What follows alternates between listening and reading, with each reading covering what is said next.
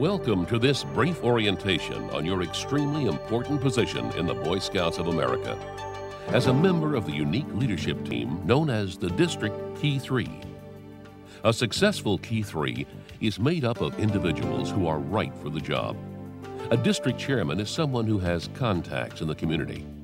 The district commissioner needs to have experience and knowledge of the scouting program.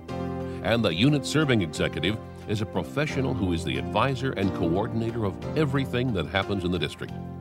But it is impossible for a unit serving executive to do the job of program, membership, unit service, and finance alone.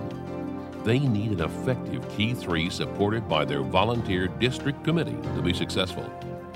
In this video, we're going to examine the roles of each of the KEY3 and how they work together to accomplish the four functions of district operations.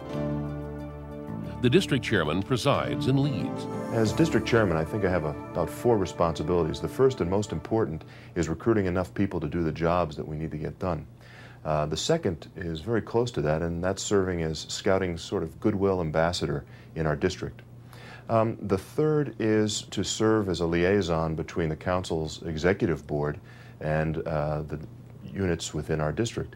And what I mean by that is conveying the information that the council board sets out and taking that down to the units and bringing the needs and wants of the units to the awareness of the executive board. And then finally, I think setting the goals and establishing goals and tracking those goals and finally attaining them is my final responsibility. It's important that the district chairman is a doer in the community, someone that can open doors and make things happen. The unit serving executive acts as a catalyst to make sure that the priorities are met or the priorities are identified, and then calls on the expertise of the district chairman and the district commissioner to get out there and do things that the unit serving executive couldn't make happen without them. As a unit serving executive, I think it's pretty important that my role is to communicate both the needs and priorities for the district. Essentially, if my role isn't being fulfilled as the communicator and the facilitator, then a lot of things aren't going to happen. The KEY3 is the opportunity for the unit serving executive to communicate with the key volunteers in the district, which in this case are the district chairman and the district commissioner. It's important for the unit serving executive to be a multiplier, to get things done through other people. It's to work smarter rather than to work harder, to get 10 people to do the job as opposed to doing the job of 10 people. And you can do that through a functioning KEY3. Well, as a unit serving executive in the district committee, our role is to let the district chairman do their job.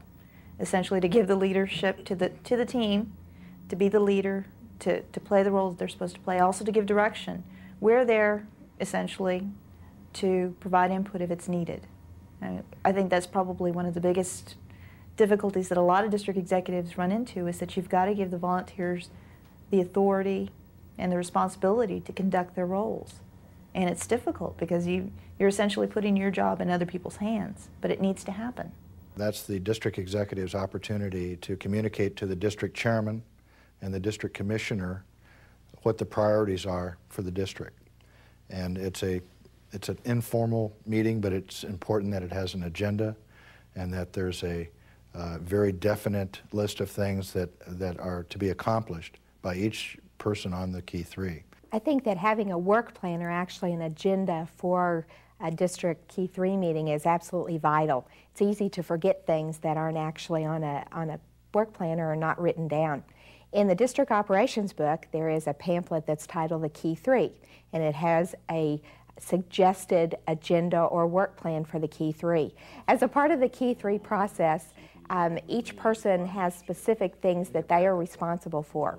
So consequently, as a part of the meeting, each person needs to write down specifically what is said, what is agreed on, the date things need to happen, and who will be responsible. The district commissioner is responsible for recruiting and maintaining the commissioner service, which involves individuals called unit commissioners who go out and call on individual units. They are the eyes and ears of the council. They are the eyes and ears of the district executive, and that's the primary way a district executive or unit serving executive relates to the units, is through the commissioner service. My role on the KEY3 is to ensure that we have quality unit service and unit participation. We strive to have as many quality units in the district as possible each year, and of course that involves having them to recharter on time. At any given time, 10% of units in a district are going to need some sort of help any given month.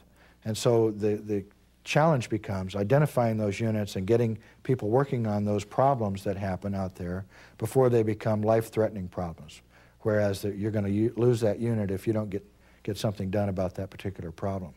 The issues that need to come up as a part of the KEY3 include those units that are having problems, those units that are perhaps doing well but still need help in a specific area that some other committee of the district committee can be involved with.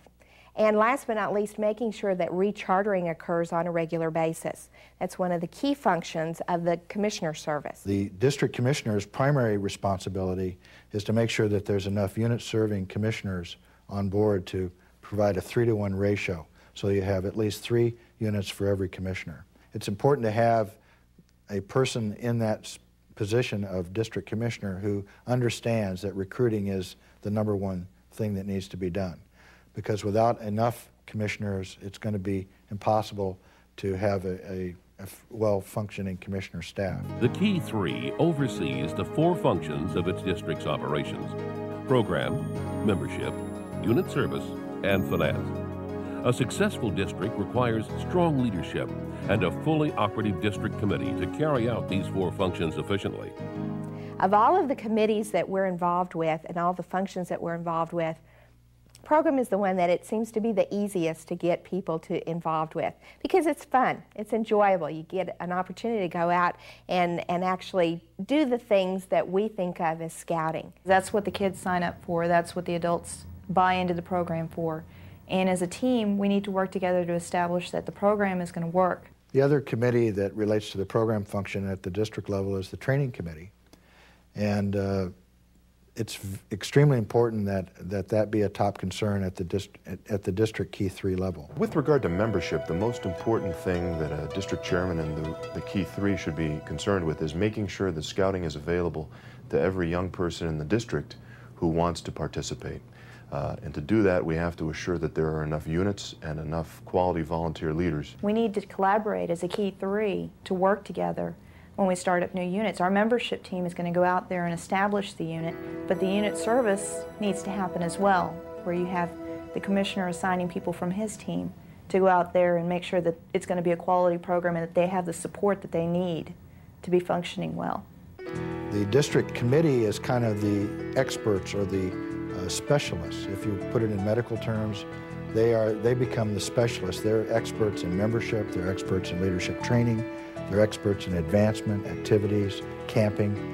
And when the unit commissioners get out there and find a problem in a unit that they perhaps don't have the expertise to solve, they call on the district committee, who are the experts, to come in and help solve that problem, work with the unit on an advancement problem or a camping problem, or whatever the problem might be. The biggest concern and crisis that we have, of course, is keeping enough of adult volunteers on staff to effectively serve the units. But it's essential that you have that group of volunteers that are going to be there to be the backbone and support of your organization.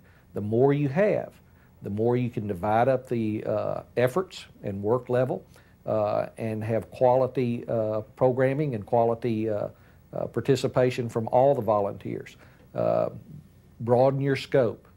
Get as many people as you can, because that just brings in that much more expertise to your district level. Also, look down the road. Don't just look at the short term, look at the long term. Who is it that you want to get on your district committee who can be the district chairman 2 or 3 years down the road? Who is it that you want to be to recruit as your district commissioner? The district chairman is responsible, with the help of the district executive, of helping to nominate and create a steering committee for the FOS campaign. But finance is just not a Friends of Scouting or FOS campaign. It also includes approving unit money earning applications, being involved with product sales and project sales, as well as any kind of involvement with endowment or capital campaigns that the council are involved with. We have to deal with it effectively. We have to have a very short time period that we work on finance so that it does not become all